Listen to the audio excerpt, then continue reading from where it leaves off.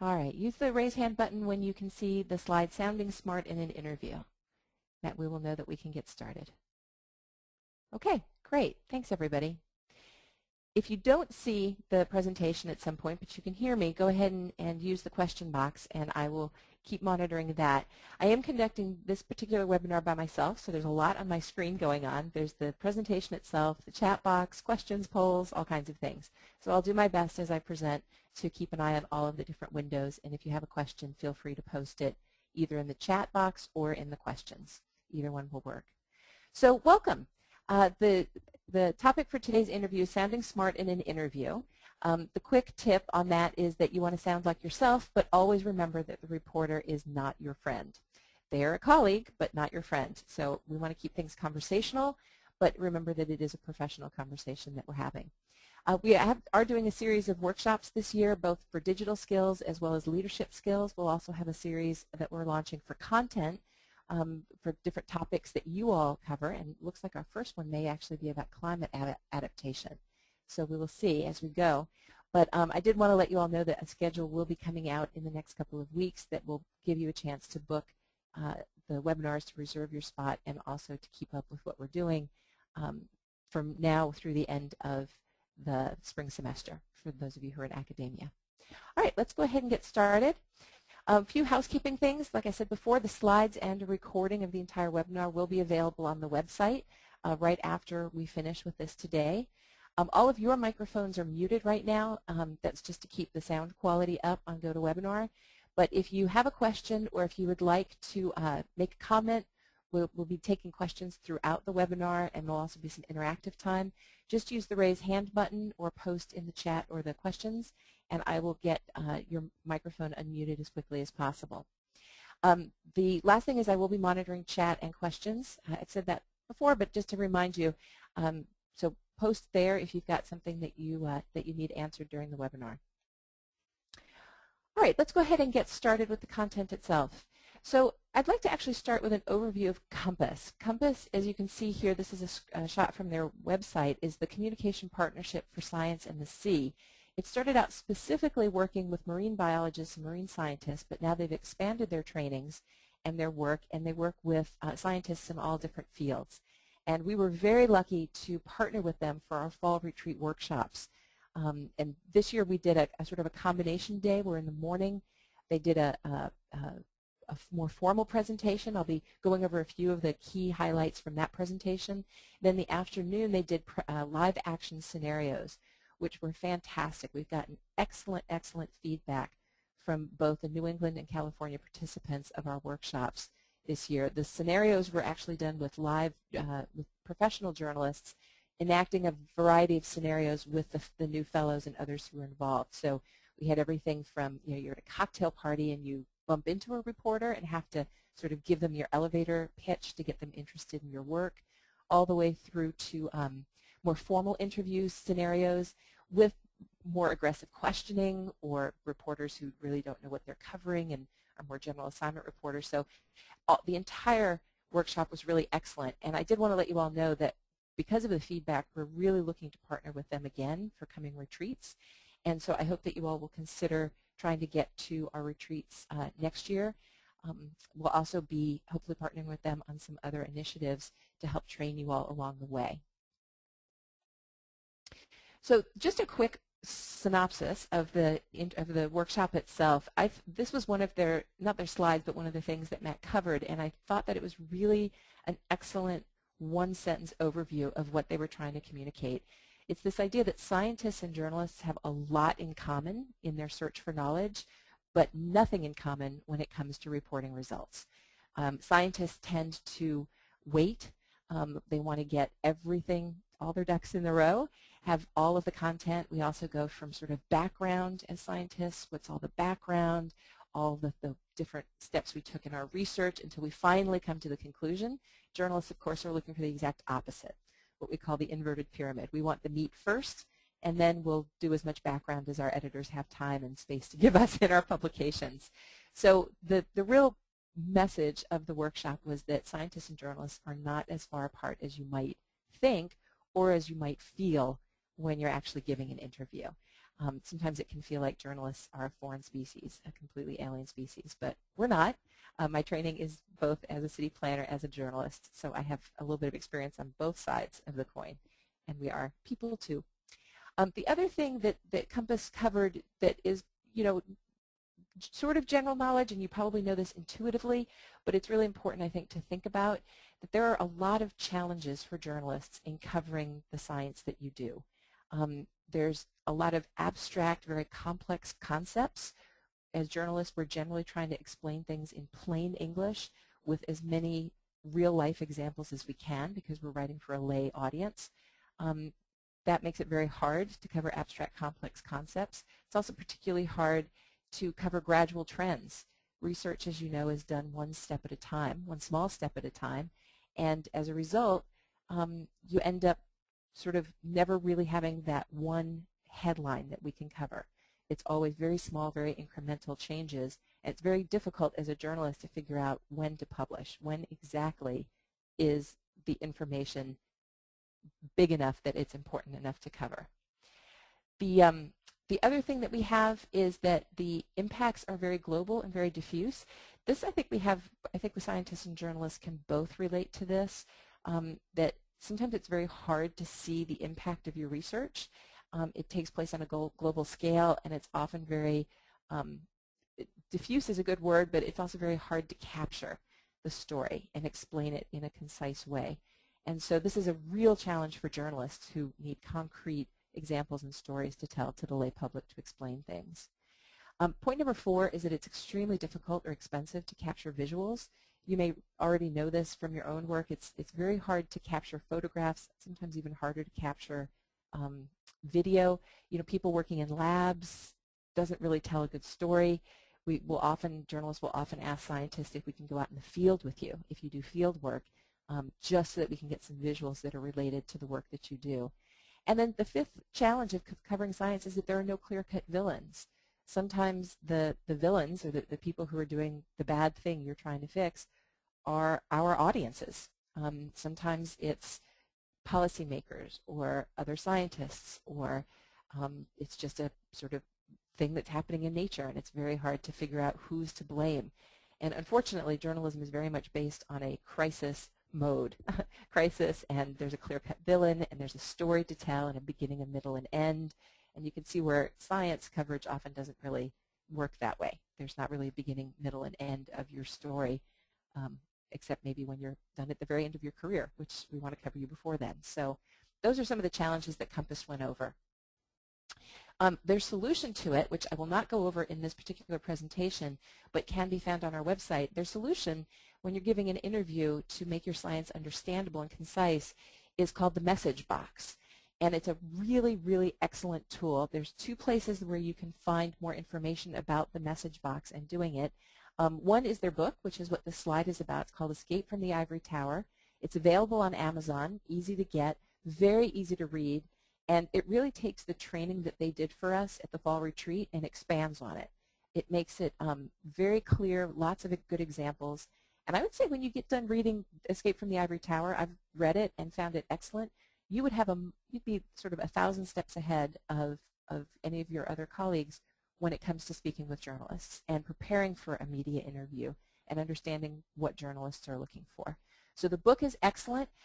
If you're not ready to commit to the book length read yet, you can also look on our website in the private resources. So once you log into the website, you access the network resources and go into the fall retreat materials, either for New York or for for New England or for California. And their presentation, the entire 80-slide presentation, is available on the website. It's only for Switzer fellows, so if you download it, we would ask you not to share it with anyone else.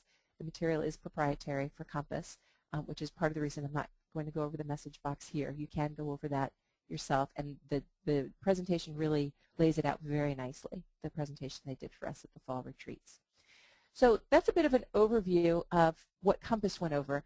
But through the rest of this webinar, what I'd actually like to go over is some of my own tips that fit in with Compass. We are going to be using the Compass framework from this point forward with Switzer, but I have a few tips to give you in terms of sounding smart during your interview. We're going to actually do this backwards.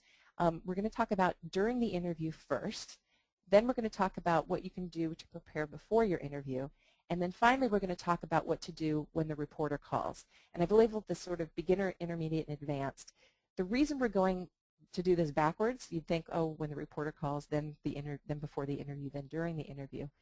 But the reason we're going to do this backwards is because most of you are probably at the stage right now where you already think about during the interview. You know, you've already scheduled it or you've committed to it already, and suddenly you're in the interview. How do you sound good at that point? But really the preparation needs to start before that, and I would argue it needs to start actually before a reporter even calls you. So that's the order we're going to go through things in: during the interview, before the interview, and then when the reporter first calls you, and how you can prepare so that you sound smart in all of your interviews then.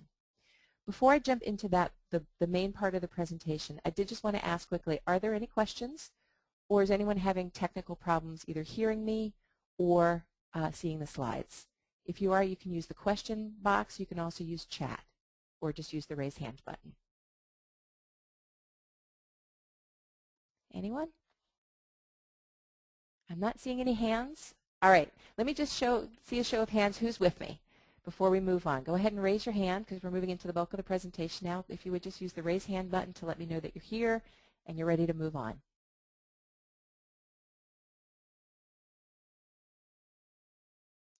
Oh, I don't see any raised hands. Could you use the raise hand button for me? Let me know that you're with me and ready to move forward.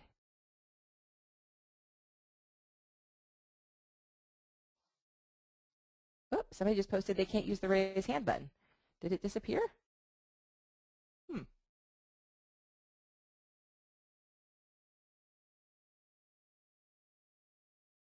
Oh, there we go. It's back up.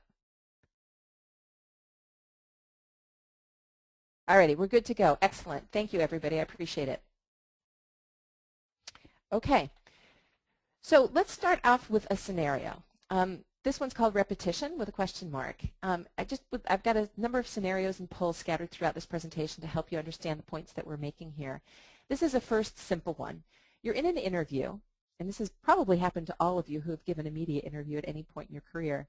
You're in an interview, things seem to be going very well, you have a good rapport with the reporter, but the reporter is repeatedly asking you the same question, but in slightly different ways. But over and over again, you become aware that you're kind of repeating yourself, but the reason you're repeating yourself is because the reporter's asking the same question over and over. So what's going on here? What in the world is the reporter doing? I've given you a few possibilities here. He's hard of hearing, can't hear what you're saying, and so keeps asking you the same thing over and over again. He's badgering you, but probably not because you've got a good rapport going. He's probably not trying to badger you. You're being too technical. That's certainly one possibility. We often run into this as reporters, is that people will explain things the first time in their standard, I'm talking to other scientists and I'm going to use all my technical jargon way. And then when we ask them a question the second time, they will often come back to us and sort of say, okay, well, let me put it to you a different way. And it's usually the second way that scientists explain things that makes sense to us, sort of the cocktail party way of explaining it to us. That actually makes sense, is plain English, and we can use your quotes. It's actually number 4. The fourth reason is the most general reason that reporters will ask you the same question over and over again in slightly different ways. They're trying to get you to say it better. They're trying to get you to say it more concisely, as a summary, or with more clear examples. And what we're trying to do by the end of this webinar, I'd like to have given you some tips so that you actually say things better the first time. So you've actually given some thought to how to say at least the most common answers to questions in a much more concise way to begin with. So during the interview, these are my top tips for things to do during the interview to help you sound smart. The first is to be concise. It's very, very important that you've thought through ahead of time a little bit how to say things in a concise way. Even if you haven't given some thought to the message box or to general questions that the interviewer might ask ahead of time, at the very least be conscious during your interview if you're being wordy, right? And in fact, as I'm saying this, I'm realizing that for the first couple of slides of this webinar, I didn't follow my own advice. I was sort of rushing to get through a lot of material, but it's actually incredibly important in an interview to stop, take a deep breath, and really think through what it is that you're trying to say.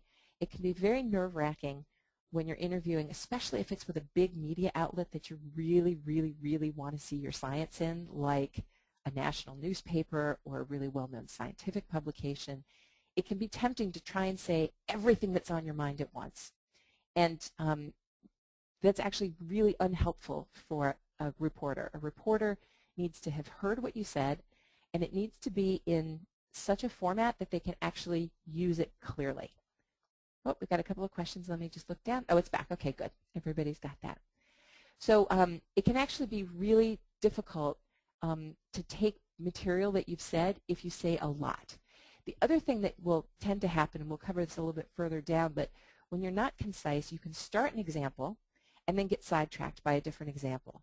Or you'll start to form a thought, a paragraph, and suddenly you're off and running on some other thought. And that's extremely difficult to edit together for a journalist. So you want to be concise. You also want to be conversational. So you do want to think of the reporter as a person that you're trying to explain something to, and let it be a give and take. Let them ask you questions. When they ask you a question, answer it concisely, and then let them follow up. Very often I'll be in an interview with someone, not just scientists, with anyone, and the person's trying to give me the whole story, everything that they think is important, the background, the details, the examples, everything in answer to my very first question. And that can be very difficult as a reporter because a reporter knows what they're writing, what their audience will understand, and how they need to craft the story. And so it's really best to let the reporter sort of guide the conversation to a certain extent so that they're getting what they need. Now, the conversation is two-way. They may ask you questions or take it in a direction that you just don't think is right or valuable. By all means, you can redirect just like you would in a normal conversation. But you do want to make it two-way. Question, answer, question, answer, question, answer, so that it's not the reporter asks one question and you then talk for 30 minutes. The third point during the interview is to use examples, analogies, and visuals. And I have to say, this is the part where you really need some advanced preparation ahead of time. At the very least, to sit down and sort of think through, what do I do? What is it analogous to that a lay audience would understand? And what are some visuals I can draw for a lay audience so that they would actually understand more or less what it is that I'm getting at? Stories from the field are great. Examples from the field. You know, reporters get very excited when an interviewee, instead of saying, well, let me start with the background, right? That's when reporters are like, oh no, they're starting with the background. When somebody says, well, let me tell you what happened to me last week, right? That's when we get excited. We perk up our ears and we start listening because we're about to hear a story that has something to do with the bigger picture. So you want to be able to start as many of your thoughts and answers as you can with, well, let me give you an example, or it's similar to, or let me paint you a picture, right? You have to have thought those through ahead of time. Number 4, again, finish your thoughts. This is the hardest thing for smart people that just makes them sound terrible in interviews. You're smart. You've got all these thoughts in your head, and you have a hard time finishing one that you've started. So you start off on one story, and then you go off on a tangent, and then you go back to your original background, and then over to this other example. And by the time a reporter is done, they look at their notes, and they have no idea what you've told them. And they don't know which part goes together with which other thought. It's a nightmare. So by all means, finish your thoughts once you start them. Keep your facts straight. It is completely okay from a reporter's perspective for you to have a cheat sheet with you. You can have a copy of your report or your paper that you're being interviewed about. You can have a cheat sheet of statistics and numbers. They would much rather have you read off a statistic from a sheet than to get it wrong, and then they publish an incorrect fact. Also keep your cool. People often feel that reporters are badgering them. In science, it shouldn't be that way. It shouldn't ever be that way, really, that reporters are supposed to be out to capture the truth. But it can sometimes be very hard, especially if a reporter has asked you, as I talked about in the previous slide, has asked you the same question 10 times in slightly different ways. Keep in mind that they're just trying to get your story. And so it's very important to keep your cool. If you feel confused about a tactic they're using, call them on it. Say, you seem to have asked me the same question over and over again. What's going on? Is there something I can explain better? Is there something I'm not telling you that you need for your story? By all means, ask them pointed questions, but keep it very cool and professional. Also, when you're done talking, stop. When they've asked you a question, you've answered it sufficiently in a concise conversational way, it's okay to stop talking and let there be air in the interview. Reporters often need time to finished copying down their notes, jotting down their notes. They may need time to look back through their notes and think about the next question. Try and remember during an interview that you're in the subject all day, every day. You know it backwards and forwards. They may be hearing about your science for the very first time, and they need time to process what you've told them and sort of catch up and think of a next smart, logical question to ask you. And finally, when you flub something in an interview, absolutely ask for a do-over. If you start down a path of an answer and you realize you're babbling, just say, you know what, could you just ask me the question again? Let's just start over. Reporters would love for you to do that. They would much rather have you explain something clearly in one chunk than to try and sort of find yourself again halfway through your answer and go back and repeat some things and try and figure out a better way of saying it. They would much rather have you say, you know what, let's just stop right there. Let me go back and redo it. This is particularly true for audio and video interviews, because with audio and video interviews, the interview has to be edited together. And every time they make a cut in the middle of something you said, they have to have a way to cover that, and it becomes extremely complicated in the editing process. So this is particularly true for visual or audio interviews. Print interviews, not quite as much, because they can piece it together a little bit better afterwards. Okay, so that's during the interview itself. Let's let me come back here. Let's come to a quick poll. I've got a poll. Now, this is the first time I've actually used this, so let's see how it works. I'm going to do poll number 1. If you would, I'm going to launch this. Go ahead and use the checkboxes. You can select more than one and pick which of the following you think it's okay to say during an interview.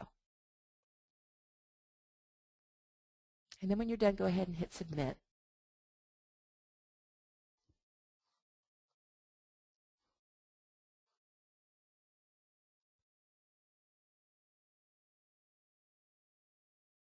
Excellent. For those of you who haven't voted yet, go ahead and take another minute to vote. We've got almost everybody who's answered so far.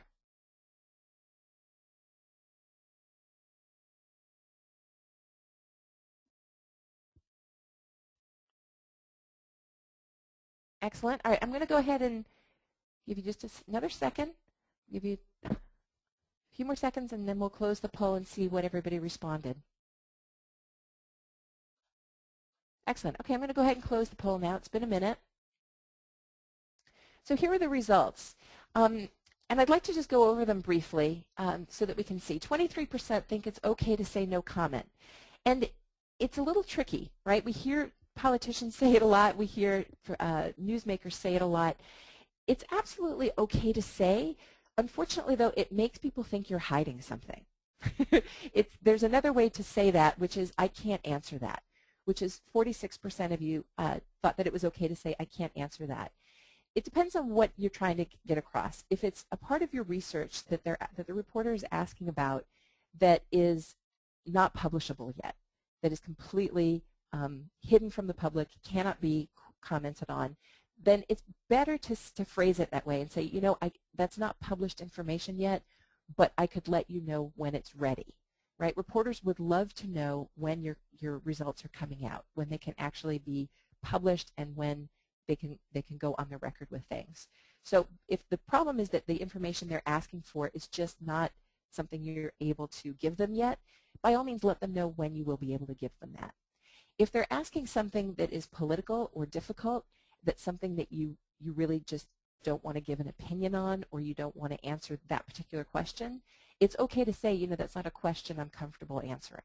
It's just not something that that would be stating an opinion, or, you know, I would rather stick to the facts of my research. That's absolutely fine to say those things. Being able to say, I can't answer that because they've asked you a question that you just don't know the answer to, I would suggest that you can say, I can't answer that, but follow it up with who could answer it. Reporters, you know, have a very tight deadlines, very few resources to write many of their stories.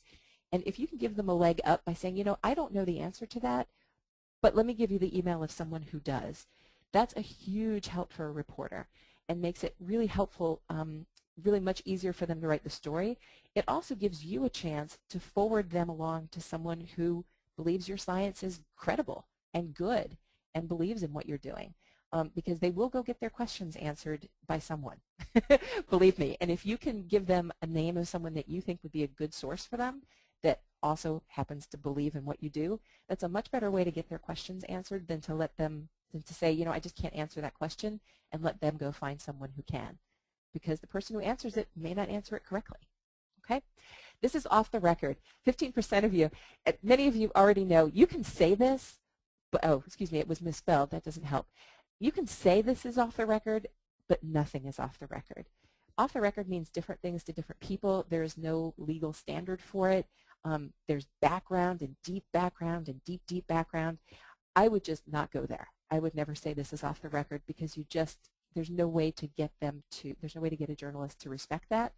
The other problem that reporters have is that people will say things like, okay, this is off the record, and then they forget to tell us when we're back on the record. So suddenly there's 30 minutes of the interview missing because the reporter doesn't know when you're going back on the record. So that can be a really tricky phrase. I would just keep that one, off the table, actually, as well as off the record. And can I start over? You can absolutely always say that. 100% of the time, can I start over and can you rephrase that, are things you can do. I wouldn't do that at the very end of the interview. Can I start over? That would be frustrating for a reporter. But you can absolutely always ask questions to be rephrased and ask that you start and answer over again. That's never a problem at all for a reporter. Okay, so let's talk a little bit about advanced preparation. That's all tips for during the interview itself. The main takeaways from that are that you can always rephrase something. You could always ask a reporter to rephrase a question and to start your answer over again if you feel like you flubbed it. And that the main thing you want to do is stay concise and conversational and let the reporter guide the conversation, but remember that it is a two-way street. If there's something that you don't think the reporter's covering that's really important, by all means bring it up with them.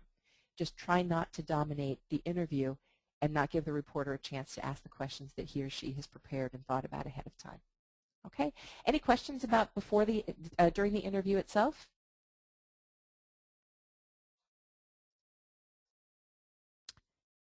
All right, I'll look in the questions box or in the chat. Any hands? No? Okay, excellent. All right, so let's go ahead and move on to the second phase. I call this the intermediate phase. This is, this is advanced preparation. So this is when you're giving yourself a little bit of a chance to think about the interview before it happens. The very first tip I have is to fill out your message box. Again, we're not going to go over that. That would be a whole separate presentation in and of itself. But the Compass presentation that's available on our website is excellent. Again, it's in the Access Network resources once you've logged in as a fellow. You can download it so you can look through all of the slides on your own. The presentation itself is very self-explanatory as well, so it's extremely helpful. They give great examples of the message box and give you good examples of sort of how to do one and what the power is of the message box after during the interview and in the publication that comes out of it. So either look at the Compass presentation, or if you have the time and you're committed, Escape from the Ivory Tower is a really, really good book. It was written by the Compass trainers, and it provides a lot more detail than the presentation we have on our website. The second tip I would give you is to be prepared for obvious questions. You'd be kind of surprised how often we come into a reporting situation and people can't even get their title out of their mouths clearly and concisely. Jerry has said this. Jerry Kay is our media interchange reporter who does a lot of our interviews as Switzer Fellows, and it's actually one of the #1 things that he's surprised by when he comes to interview our fellows is being able to have a fellow briefly tell him what they do. And when I say briefly, I mean 2 to 3 sentences at the most. What your title is, what it is you do, why it's important. Okay, so these are sort of the 5 brief questions that you should always be prepared to answer in any interview situation, no matter how much the reporter comes into the interview knowing about you. They're inevitably going to ask you, what do you do? What is interesting about it? They may phrase this differently, but what's interesting about it? Is what you're doing something new or unique, or is there some new or unique aspect to it that I can report on now? Why is what you do important, and who or what benefits from it? And does it address a need or answer a need or address an issue in the community or in the environment? These 5 questions will appear in every interview you give in some way, shape, or form, because they're the very basic part of storytelling for a journalist: the who, what, when, where, and why. They're the basic questions. We're trying to figure out what you do, what's interesting, is it new or unique, right? Because we don't want to report on things that have been covered ad nauseum for the last decade. We want to cover things that are fresh. And also, we want to cover things that are important to our readers. So we want to know who or what benefits. Maybe the reader doesn't benefit directly, but some group or person or environmental issue that the reader cares about is impacted by the work you're doing. So these things need to be thought through ahead of time. Your message box, which is the 1 or 2 messages you're trying to get out during the interview, the obvious who, what, when, where, why questions. And then the third thing to prepare for is difficult questions. If an experiment didn't work, why didn't it work? If funding was cut, why was it cut, and what should be done about it? Right? These are chances for you to get your information out and express to the lay public why the work that you're doing is important. Difficult questions like, lots of people say climate change doesn't even exist. What do you think about that, right? The questions that you hate getting, the ones that just make you want to tear your hair out and say, why don't people understand? Those questions may come up in an interview, and you want to have a good answer to them, a good concise answer, instead of trying to sidestep it or saying no comment.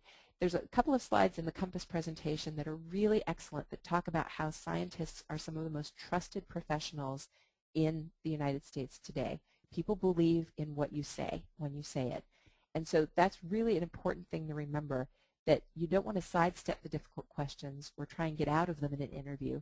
You want to have a way to tackle them head on, because you as a scientist have a lot of clout with the lay public. And if I think the Compass presentation somewhere says, if not you, then who?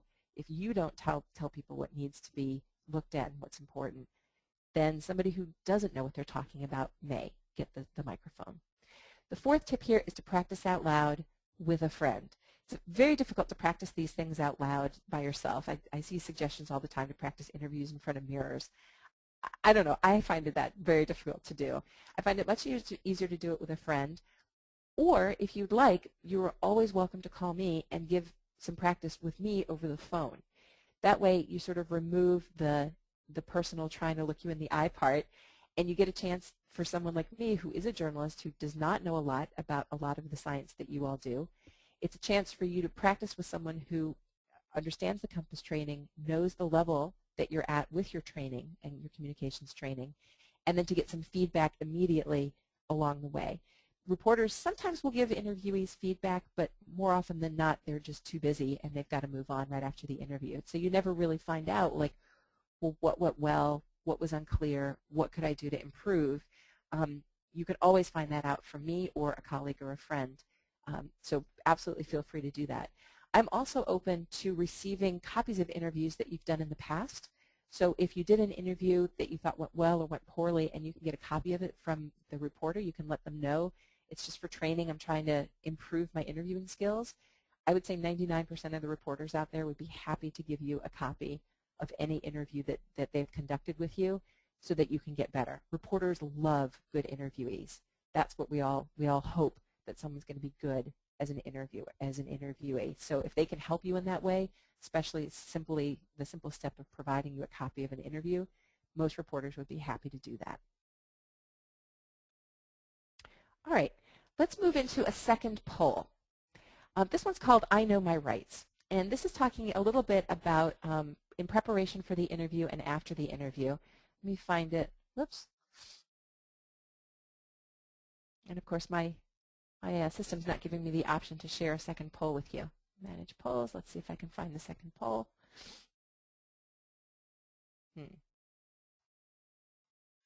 I apologize for that.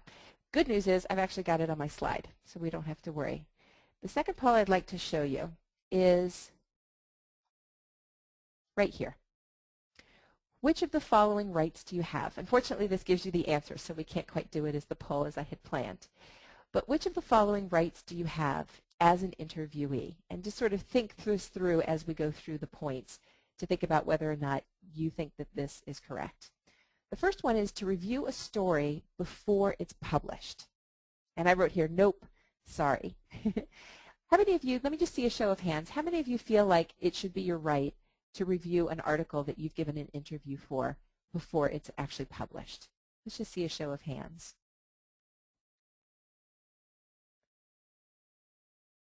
Good. Some of you feel like that should be your right. And, you know, it makes sense in a way. Like, you've given your interview. That's your intellectual property, right? What you've said belongs to you. And you give it to this reporter. It feels like you should have a chance to at least take a look at what they've written before the story is published. Unfortunately, that is not common practice. One way around this, if you're being interviewed for a story and you're worried that the interviewer didn't really understand what you were saying during the interview, this is very often the case. You'll be in an interview, the reporter's like, yeah, I've got it. But as they're asking you further questions, you're thinking, does this person really understand what I'm saying? I'm not convinced they do. Keep in mind, reporters often have deadlines. If you're just talking to a regular beat reporter for your local newspaper, they may be covering 3, 4, or 5 stories that day for publication. Like, they'll get 3 or 4 assignments in the morning and have to turn around the text, the interviews, everything by that afternoon at about 4 o'clock, because that's when most newspapers, the material goes from the reporter to the editing staff, and just to get the newspaper out in time, reporters will often have 8 hours to do 3 or 4 stories. So you can imagine they're there talking to you, and they're not getting it, but they don't have time to figure it out. Even if you're talking to someone with a much longer deadline, if they've got a longer deadline, that means they're writing a much more complicated, long-form story. They're still equally rushed with each interview. So instead of asking them to review the story before it's published, offer to them to look parts over if they have any questions.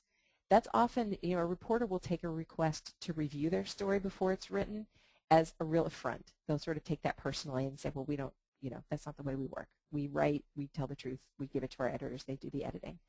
But most reporters will respond very positively to an offer to review the parts of the story that you contributed to check them so that you save the reporter the work of having to make sure that they were actually correct. Right? That's extremely helpful. Just to give you an example, we just published a profile of Chuck Striplin on our website. It's our new Switzer Network news piece. And Chuck's work is pretty straightforward in historical ecology. He works in historical ecology for the San Francisco Estuary Institute. But what's very complicated is that he's part of a native tribe to the Bay Area, and there were a number of tribes listed in his work and that we talked about in the interview. Well, I know next to nothing as a journalist about native tribes and sort of what the proper names are and the proper way to address certain issues that they deal with. That's completely lost on me, the nuances of that. And so Chuck had offered to me to review those parts of the story before I published it on the website to make sure I got everything right. I really appreciated that. I sent him the story. He made some corrections, some additions, straightened some things out that I had missed along the way, and the story is 1,000 times better as a result. So, and that feels positive. That's positive to a reporter. To ask them to look at the story, unfortunately, you don't have the right to do it, even though you gave an interview, but you can always offer. All right, second fall of the rights, to retract what you said in an interview. This is a tough one, and we're going to talk about a scenario in a little bit later in the webinar of someone who really wanted to retract what she said. Unfortunately, once you've said it, it's pretty much out there, and only under extreme circumstances can you retract it. In most cases, once you give the interview, within hours, the interview is actually incorporated into a publication or a video, and it's already out there. So any corrections that you have probably are going to come too late and have to be incorporated somehow into the story later. Do you have the right to go straight to an editor with complaints? How many of you, let me see, it's just a show of hands, has anybody had a bad interview at some point and just gone straight to the reporter's editor to talk to them about it? Let's see a show of hands. Jesse, have you had to do that? Anybody else? It doesn't happen often, but sometimes you get done with a reporter and you feel like you have to go straight to the editor to straighten something out. I actually had to do that at one point. I had an interview years ago, and the reporter was badgering me and trying to get me to agree to say something that just wasn't true. And so I said, you know what, the interview is over, and I hung up and I called the person's editor and said, listen, it was inappropriate. The behavior was inappropriate. In general, though, that's why I put yes, but here. In general, what you want to do is talk to the reporter first. If the problem you have is with their questions, by all means say, I have an issue with that question. I don't like the direction this interview is going in. But in general, try and keep this conversation polite. If, however, you don't get satisfaction from the journalist, do know that there is always an editor, and you can absolutely give them a call. I would recommend working your way up the food chain, so don't call the publisher straight off.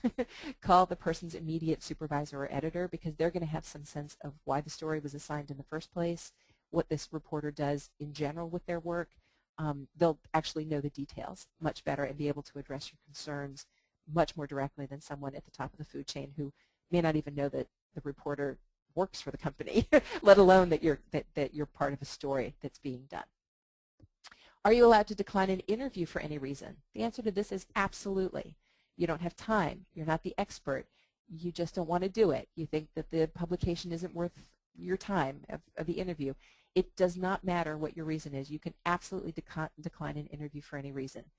That said, if you've agreed to do an interview, you need to do it, unless you have a really excellent reason not to. Reporters are on tight deadlines, and if they've scheduled you for an interview and you've committed to doing it, and then you suddenly decide you don't want to, that's a real problem for that reporter, and you'll probably never get a phone call from them again. That goes along with the next point, which is to return reporters' phone calls or not. Again, yes, you don't have to return a reporter's phone call, but you probably won't ever hear from them again, and you won't get a chance to get your science out. Oops.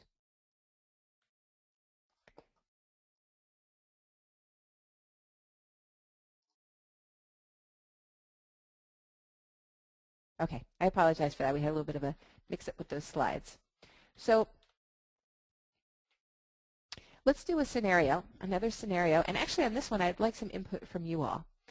And I will unmute microphones or take chat, however we'd like to do this. The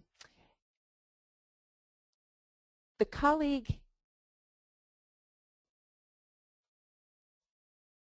oh, I apologize that I didn't have the poll slide up. I went through the information about that. Here's the rights. Sorry. Here's your rights, and the poll slide is in there. So if you'd like to go back and take a look at that, you can. I had to go back into a different view. All right, so again, the rights are to review a story before publication. Unfortunately, you don't. To retract what you said in an interview, only under extreme circumstances. The right to go straight to an editor with complaints, yes, but ideally you would talk to the journalist first. To decline an interview for any reason, absolutely. And the right to not return reporters' phone calls, again, yes, you don't have to return phone calls, but don't expect them to ever call you again. All right, I apologize for that.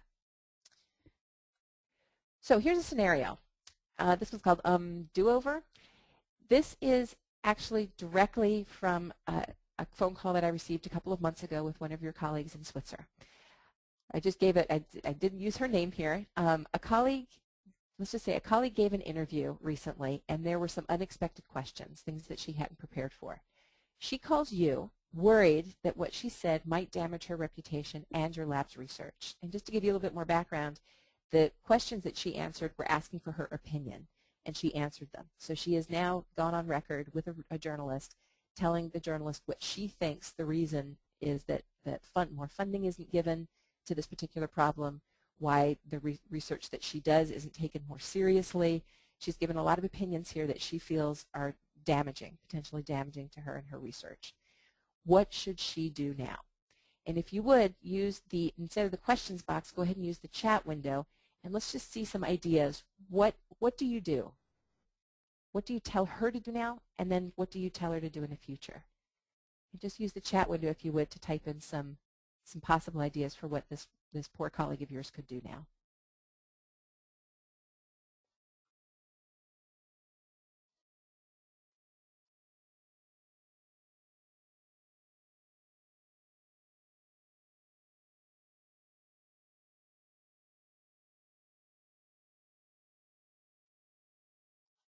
Any ideas?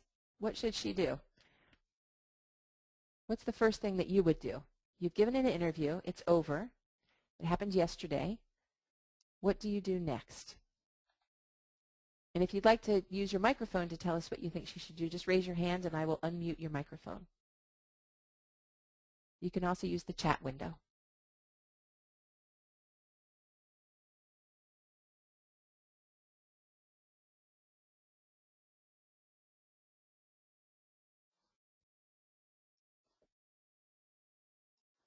Randy just posted, send revised answers to the reporter to clarify. That's excellent. She was having a little bit of trouble remembering what she had told them, but she could absolutely send revised answers to the reporter.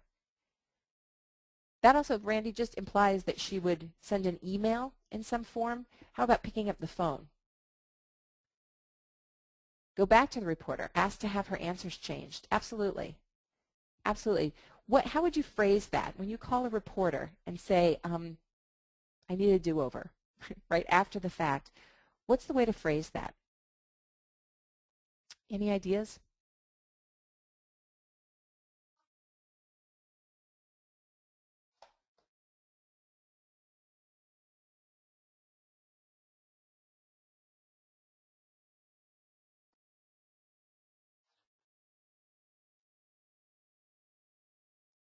Let's see some more posts, people.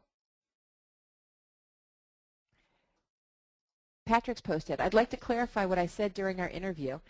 Absolutely. Give the person a call. Say, I actually messed up, right? It's not the way that we mostly think about wanting to communicate professionally with our audiences, but it is absolutely okay to call a reporter and say, I've rethought some things in our interview yesterday, and I realized I made a mistake, right? That is actually the best way to call the reporter and start that conversation. Absolutely. I want to elaborate on my answers. I've thought through my answers, and I'd like to adjust my responses. Absolutely. My statements were incorrect. You want to use that if facts that Robert, you posted my statements were incorrect.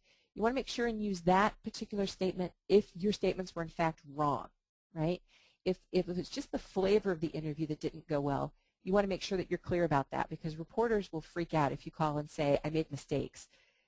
Many times they're getting ready to publish, or their text is already in the hands of editors, and that means a huge rewrite for them. So you definitely want to make sure that you're clear about exactly which parts of the interview you felt uncomfortable with, right? Or if you made a statement that was incorrect, absolutely call them as soon as you realize it and let them know, because you definitely want to get that correction in there. Good. These were all things that I had her do. In this particular person's case, she didn't actually know a lot about the reporter. She had the reporter's email, but she didn't know who she was writing the article for, or really much about the reporter herself. So that's what we're going to talk about next, is preparing for your interview ahead of time so that you don't get unexpected questions and you don't have to do a do-over. So these were all good answers. Thank you for those of you who posted. Let's go ahead and go on to the next slide. Actually, I'm going to bypass that for a minute and just go to when the media calls. So what you want to do is, this is the more advanced stage. This is sort of part 3 of the webinar. When the media calls you, you always want to make sure that the first thing you do is you ask reporter for details about himself. What kind of reporter are you? Are you a general reporter? Are you a beat reporter? Are you on the staff of the publication, or are you a freelancer? I would even argue that you want to say, do you cover science, right? Do you cover science normally or not? Because all of that information tells you who it is you're talking to and what level you need to talk to them about.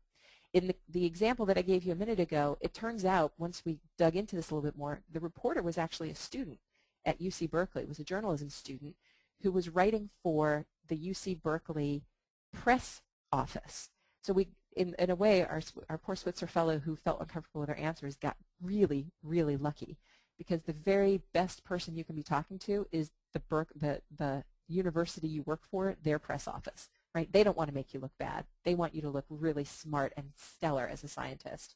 So it turns out, to fix the problem, all we needed to do was to call the journalist, the student, let them know that she had said some things. It turns out her editor had already caught them, had already caught the opinions and said, well, we won't publish those. But there was no way to know that ahead of time. So really the best thing is when the media calls, get the details then. Find out about the outlet and the story. Are you writing for a press office? Are you writing for Science Magazine? Are you writing for your daily newspaper? Get details of the interview. Is this a video interview? Audio? When will it be? Where will it be? How long will it be? Right? These are all fair questions to ask before the interview ever starts so that you can prepare. You can agree if the request is reasonable and you're the expert, right? If not, suggest someone else. I have been in many interviews where somebody accepted my request for an interview, not because they could tell me anything at all about the story I was writing, but because they had something they wanted to talk about. That's a waste of a reporter's time. So if you're not the right person for them to talk to, pass them along to the person who is. ask for 15 minutes if you need to prepare, right? Or in this case, I put or 30 if it's the New York Times calling and you just need oxygen right before you call them back. It's always okay to say, you know what, I'd love to talk to you. I just need 15 minutes to get ready and I'll call you right back. But then do return the call promptly. All right? Point number 6 is respect reporters' deadlines. It's okay to ask about their deadline, right? Is this a piece that you're writing over the next 3 hours, or is this a piece you're writing over the next 3 months? That's a big difference in terms of how much preparation you need to do for them. And I just want to go back to one scenario. This is also from someone who is at the retreat, one of the fall retreats I was talking to her. I won't share the name, but she was in her office one day. Her boss rushed in and said an NPR reporter was on the phone. He said he needs to talk to you right now about your big project, right? What should she do? What she did was to actually go ahead and do the interview, and when it came out, she had said things that she just regretted terribly. So in this case, some choices, right? Your boss is sticky, have laryngitis, right? Can't do the interview. Say a quick prayer, give it your best shot. That's what this particular fellow did. I would suggest go ahead and take your 15 minutes, right? Even if you haven't prepared your message or you haven't thought about your message box before for that particular project, take 15 minutes, jot down some notes. What are the obvious questions? What are the difficult questions related to this? What's the message you want to make sure that the reporter understands? All right? It's always fair to do it. So to sum up what we've covered today, the top 3 ways to prepare for an interview is to understand what the interview will cover, know who the reporter is and what their outlet is, and do your message box. Again, either using our presentation from Compass on the private side of the Switzer website or using the Escape from the Ivory Tower book that Compass published. The top 3 rules for an interview are to tell a story in simple English, start with the good stuff, and be yourself, but always remember you're talking to a reporter. Nothing's off the record, and they are not your enemy, but they're not your friend either. You want to make sure that you're conversational and concise, but always remember that anything you say can and will be used in an interview from you. All right, so I just want to give you a couple of quick links here, and also we will stay online to answer questions and hear some of your stories. I see there are some hands raised, so I will be coming over to you all in just a moment. I wanted to let you know my email address is lauren@switzernetwork.org. If you have any follow-up questions or if you can't find the presentation on the website, by all means get in touch. And check out the compassonline.org, which is the Compass website. They have tons of really helpful information on their website in addition to the trainings that they do. All right, that's it for the formal part of the webinar. Let me go ahead and run through. Oh, you're still stuck on slide 2. Oh, no. All right. There's a couple of hands up. Is that what everybody was having trouble with over the last few minutes? That's very frustrating. All right, that's a technical problem, but we will post all of the slides, the entire presentation. I'll actually post right after we finish here, and then the recording of the presentation will be available later today or tomorrow at the latest. So I apologize for that technical problem at the end there with some of the slides missing. Let me go ahead and go to, let me lower hands if that was the problem everybody had. If anybody has a question or a story, something that they had trouble with an interview that they recently did or at any point did and weren't sure how to handle the situation, use the raise hand button if you would, and I will call on you and you can use your microphone, or you can use the questions box or the chat box if you don't have your microphone turned on. If you need to go, we are at time right now. I just want to thank everybody for attending. I will stay and hang out here for another 10 or 15 minutes for any kind of questions or follow-up that you have.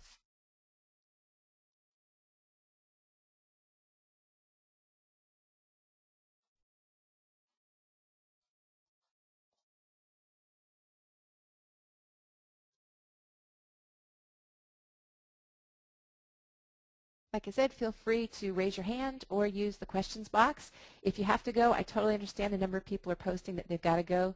Thank you all again for attending. We really appreciate it.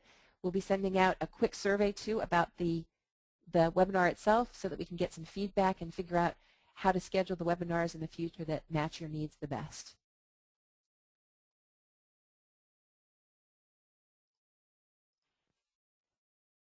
Hi, I'm sorry, I don't know how to pronounce your name. Is it Simha or Simha? I've unmuted your mic so you can go ahead and chat with us.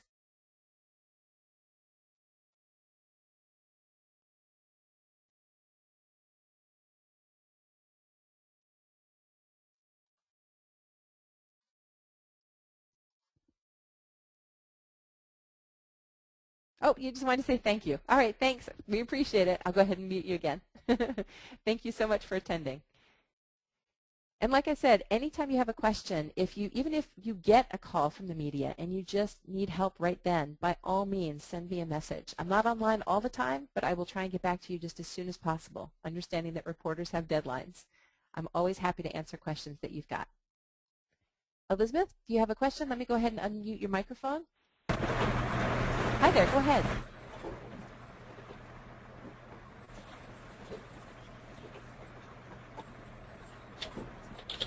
Elizabeth, are you there? We can hear you. I can hear you typing, I believe.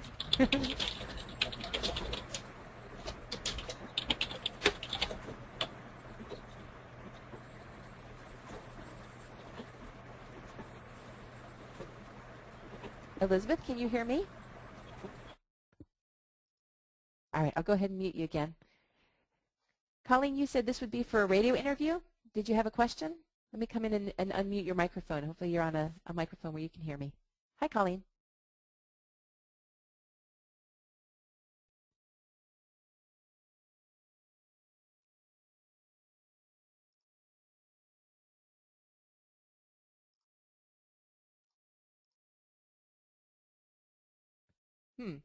Not sure that it's working properly. Colleen, can you hear me? If you can hear me, just go ahead and type the question that you had. You typed a question. This would be for a radio interview. Go ahead and type the question that you had in the box.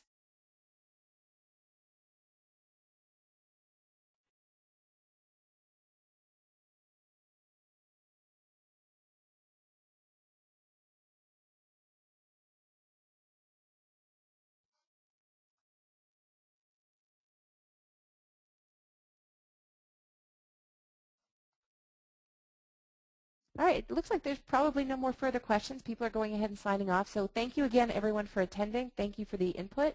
I apologize for the technical glitches. It seems like every time we run one of these, we have some kind of technical glitch that goes on. But we will have the full presentation available to you immediately on the website. I'll be posting it as soon as we hang up here.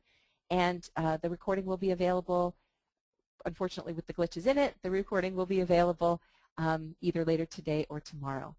So thanks again, everybody. I'll go ahead and sign off now. If you have any questions, by all means, just email me. My email is, oh, Colleen, you've got a question. Do you have tips for bridging to get your message out, even if the question was not directly related?